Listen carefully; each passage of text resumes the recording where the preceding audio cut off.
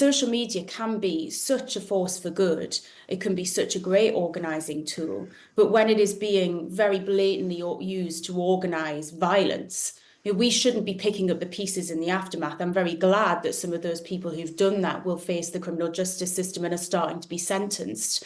But, it just needs to be stopped. And those companies are massive. They're multi-billion-dollar companies, global companies. They know how to do this and they need to step up. Let's now bring in Kim McGuinness, the Labour Mayor of the North East. Welcome, Kim.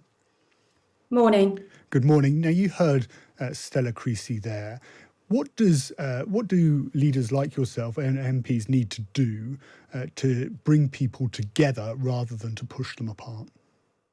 Well, I think some of it is about a conscious decision to do so. So obviously people made a decision yesterday, not just in Newcastle, but other parts of the country, to bring themselves together and to make it very clear that the far right, the racism, the Islamophobia, it isn't reflective of what most of our communities think. But certainly through the last week, since Sunderland, myself and local leaders have convened faith leaders, businesses, community organisations, football clubs, you name it, bringing people together to talk about not only their concerns and the concerns and fears that these riots, which were absolutely horrific, have stoked, but what's causing it and what do we do next? Because actually, I'm so pleased that yesterday, went off very quietly. Some of the threats of more far-right violence didn't materialise. And I think that that's down to fantastic policing, and I think it's down to the community response. But what we have to think about now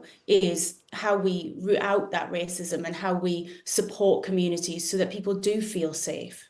What is causing it in your view?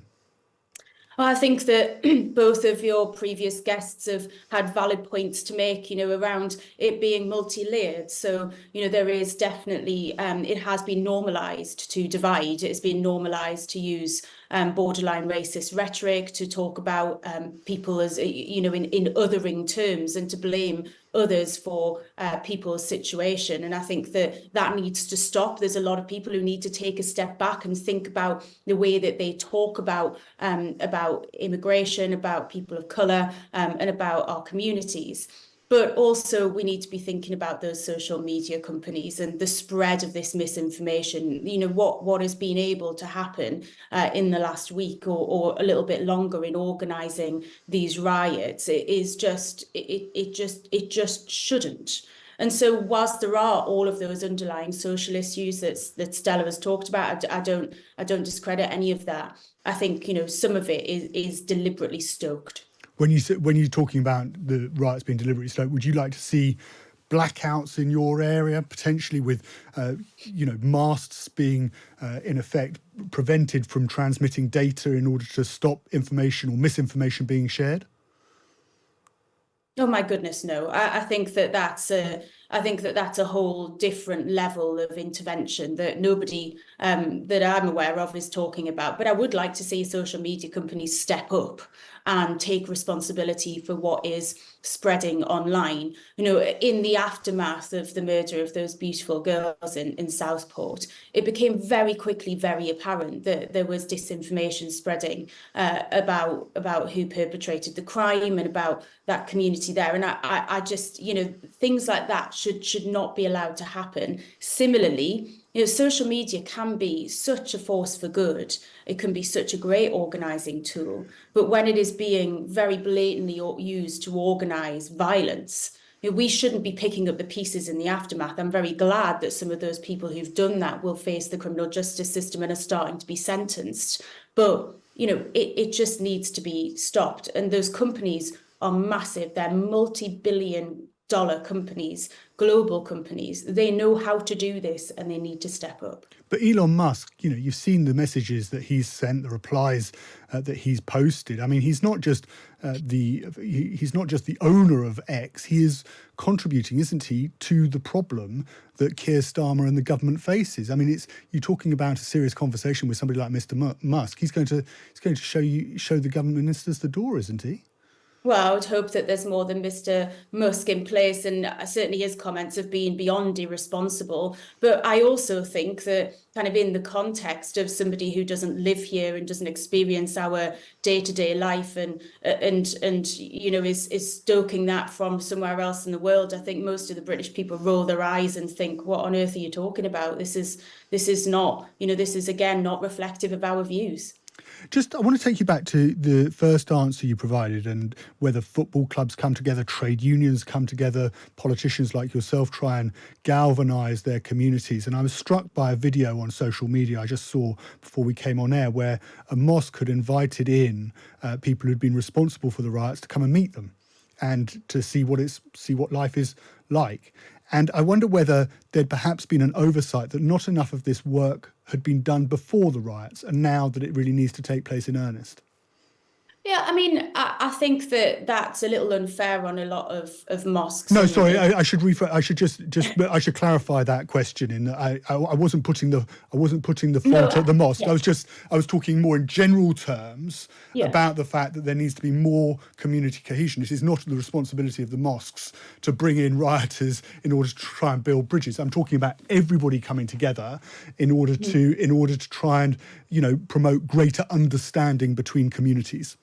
I think there's great pockets of that work that already takes place. I think it's very brave of a mosque to do that in the aftermath of something so hideous, particularly as it was very clearly targeted at Muslim communities and at those who were seeking to cause damage to there were people seeking to cause damage to mosques and places of worship, and people who were visibly not white, essentially. And so I think it's really brave. But there are great pockets of that work that already take place. We come together, certainly in parts in the Northeast, quite regularly. But I think there is something about that absolute overt conversation of, how do we tackle this? How do we make sure that we bring these communities together? What are the things that we can do, whether that be education in schools? Certainly that's something that we've agreed we're going to invest more in this region, whether it be, support for those religious communities to be more outwardly facing, or to invite more people in, and us helping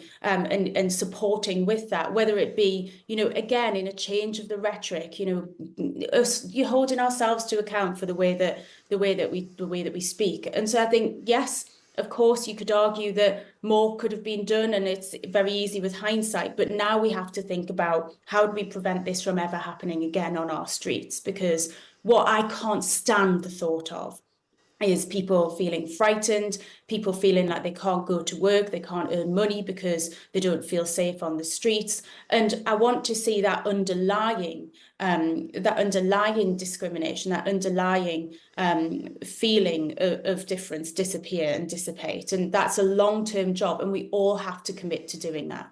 Can I just point you towards some comments made by your colleague in the Labour Party, the Foreign Secretary, David Lammy? He's written an op-ed in the Sunday Times today saying, I believe passionately that people of all backgrounds need to integrate and need to live with their neighbours. The far right has shown it has forgotten this need to integrate. Are those comments that you would agree with?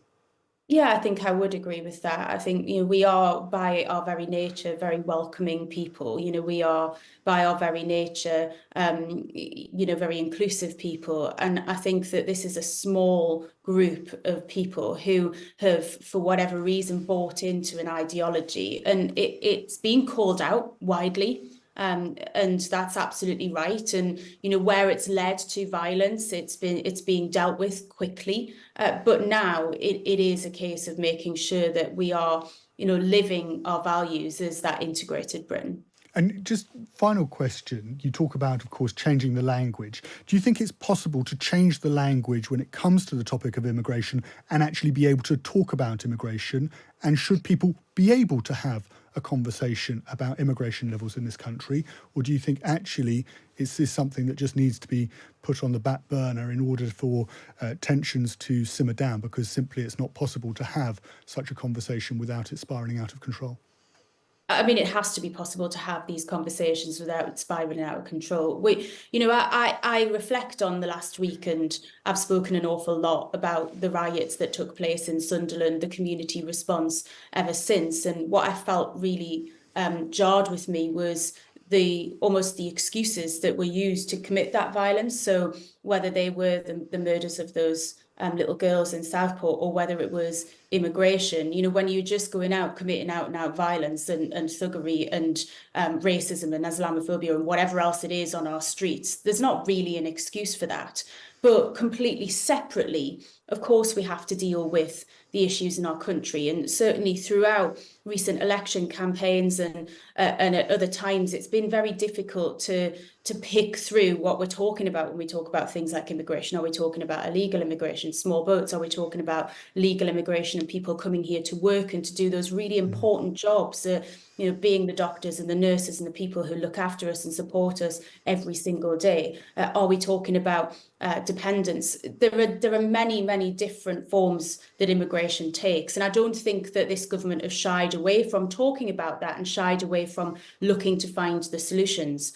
But what we cannot have is any of that, or in fact, any other political topic being used as a tool to perpetuate violence. Because what it comes down to is that what we saw on our streets was organised crime, organised criminality, led by far-right groups to organise disorder on our streets. And it's as simple as that. Kim McGuinness, Labour Mayor of the North East, thank you very much for your time this morning. I really appreciate it.